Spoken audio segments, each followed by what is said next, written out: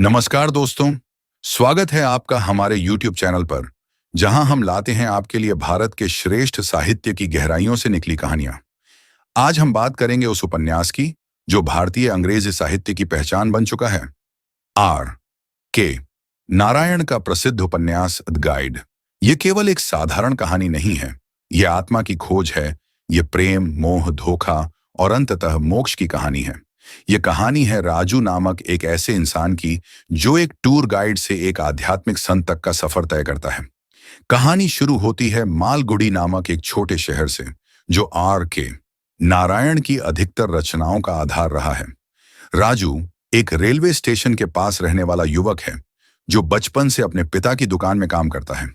धीरे धीरे वो रेलवे स्टेशन पर आने वाले पर्यटकों को गाइड करने लगता है और अपने हाजिर जवाब स्वभाव और चतुराई के कारण रेलवे राजू के नाम से प्रसिद्ध हो जाता है। राजू की जिंदगी में बदलाव तब आता है जब एक दिन वहां एक जोड़ा आता है, मार्को और उसकी पत्नी रोजी।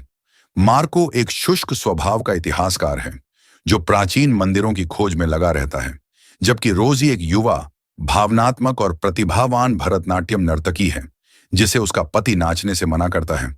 राजू रोजी की पीड़ा को समझता है और उसे प्रेरित करता है कि वह अपने सपने पूरे करे।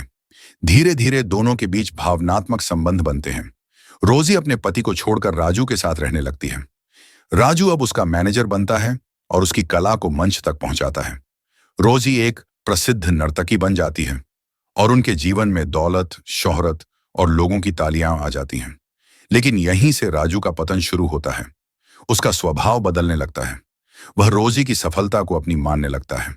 वह दूसरों पर नियंत्रण चाहता है और इसी लालच और नियंत्रण की भावना में वह एक बड़ा धोखा करता है।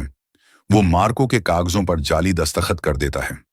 जब सच्चाई सामने आती है तो राजू को जेल हो जाती है। रोजी उससे अलग हो जाती है। राजू अब अकेला, अपमानित और टूटा हुआ इंसान है। जेल में राजू बहुत कुछ सोचता है, बहुत कुछ बदलता है। उसका अतीत अब उसके अंदर एक बोझ बनकर बैठा रहता है। जेल से छूटने के बाद राजू